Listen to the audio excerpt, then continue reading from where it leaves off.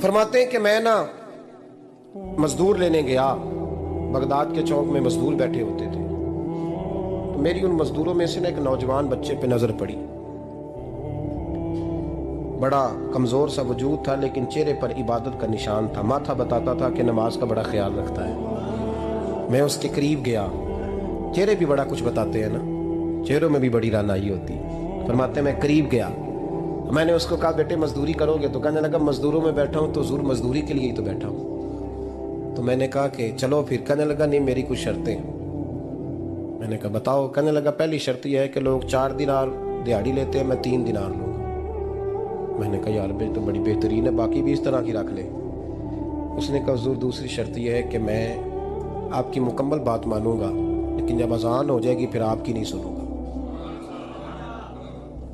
तीसरी बात उसने ये की कि हुजूर मैं आपके घर में काम करूंगा पर आपके किसी सवाल का जवाब नहीं दूंगा।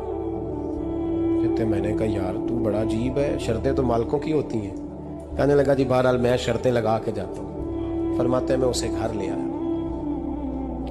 काम मैंने उसको बताया, तो जो काम मजदूर सारे दिन में करता है ना उसने 2 घंटे में ही कर दिया। हमारे मजदूर सिगरेट पीने में भी तो आधा घंटा लगाते हैं, वो चाय पीने जाएं तो पौना घंटा। वहां उनको भी तो दयानतदारी करनी चाहिए कि नहीं करनी चाहिए? ने मुआहदा किया है ना जी, तो पूरा उतरना चाहिए ना। कहते 2 घंटे में। अब काम जब बंदा शुरू कराता है तो काम और निकल आता है। कहते काम मैंने उसको और बता दिया, वो करने लगा। उसने मिट्टी निकाल के रखी थी बाहर रास्ते में, तो अजान हो गई जोर की। उसने वहीं कुदाल छोड़ी कही और चलने लगा। तो मेरा बेटा कहने लगा इसको जरा बराबर कर दो। कहने लगा चुप कर जा, तेरे बाप से बात हुई थी, जब अजान होती है तो मैं किसी और की नहीं सुनता, सिर्फ अल्लाह रसूल की सुनता हूँ।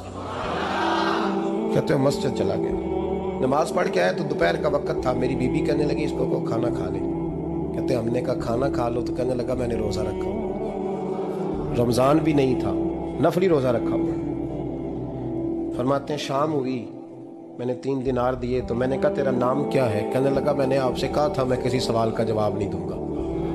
कहते वो चला गया। अगले दिन मैं फिर लेने गया उसे, काम कुछ और निकल आए। तो लोगों ने बताया वो सिर्फ हफ्ते वाले दिन आता है।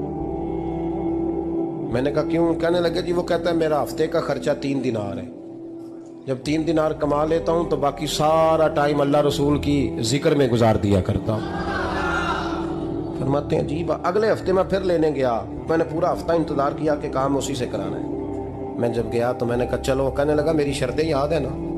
और मैंने कहा याद है भाई, साथ चल। फरमाते हैं काम कराया, 2-3 हफ्ते वो आता रहा। एक हफ्ते में गया तो लोगों ने कहा हुजूर आज नहीं आया। क्यों? कहने लगे बीमार हो गए। कहाँ घर है? कहने लगे बगदाद के कब्रिस्तान के पीछे जो कच्ची आबादी है उसमें रहता है। फरमाते मैं गया, दरवाजे पे दस्तक दी तो कहने लगा हुजूर आप हैं? दरवाजा खोला है, आ जाइए। फरमाते मैं अंदर गया तो मैंने कहा तुम्हें कैसे पता चला? तुम्हें कैसे पता चला मैं आया हूँ? कहने लगा हुजूर अल्लाह वाले हो, आप नहीं आना था, वरना अमीर तो गरीबों का पता लेने कोई नहीं आते। कहते मैं करीब गया तो कहने लगा मैं आपका इंतजार कर रहा था, तेज बुखार है, तप रहा। जेब से कुछ पैसे निकाले। कहने लगा ये पैसे रख लें। एक अंगूठी निकाली। कहने लगा हुजूर आज रात को मेरा इंतकाल हो जाएगा, इन पैसों का कफन खरीद के सुबह जनाजा पढ़ के मुझे दफन कर देना, और जब दफन करो तो ये अंगूठी लेके असर के बाद हारून रशीद के पास जाना। आप उसे कहना मैंने मिलना है, पर वो आपको टाइम नहीं देगा।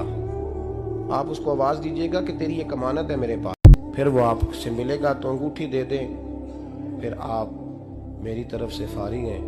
हजरत फरमाने लगे तेरा नाम? और कहने लगा हुजूर वक्त थोड़ा है,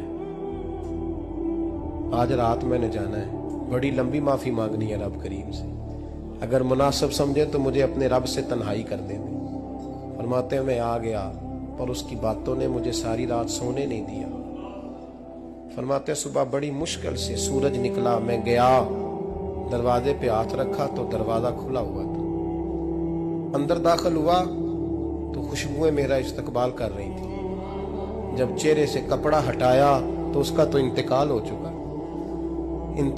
चुका, ऐसे जैसे किसी का दीदार करके सोया।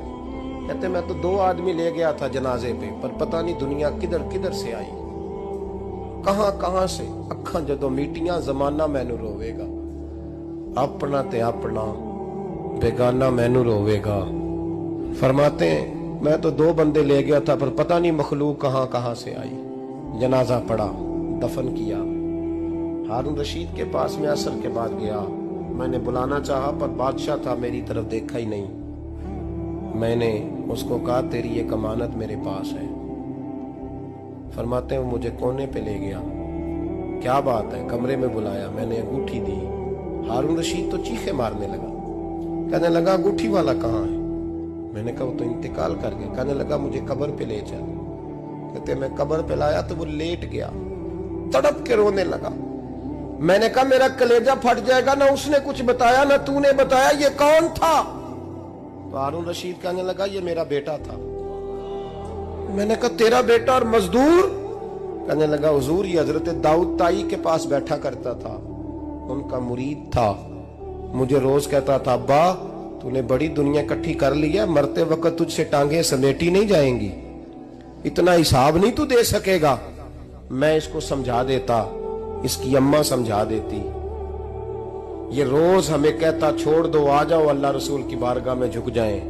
हम समझ। एक दिन ये चला गया, कहने लगा फिर तुम्हारा रास्ता और है और मेरा रास्ता और है। ये सोने की अंगूठी गलती से इसके पास रह गई, गलती से हीरे की अंगूठी चली गई। कहने लगा देखो मेरे बेटे ने आज वो भी वापस कर दी है। फिर तड़प के कहने लगा हारून रशीद था तो ये मेरा बेटा, पर मेरा मुर्शद निकला, मेरा पीर निकला। भाई जिंदगी तो बड़ी थोड़ी है ना।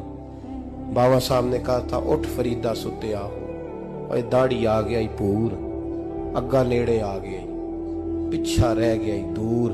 उठ फरीदा सुते आ, खलकत वेखन जा, मते कोई मिल जाई बख्शिया ते तू ही बख्शिया जा। उठ फरीदा सुते आ, झाड़ू दे मसीत, तू सुते रब जागदा, तेरी डाडे नाल परीत। मेरा रब हमें भी अपनी बारगाह में कबूल फरमा।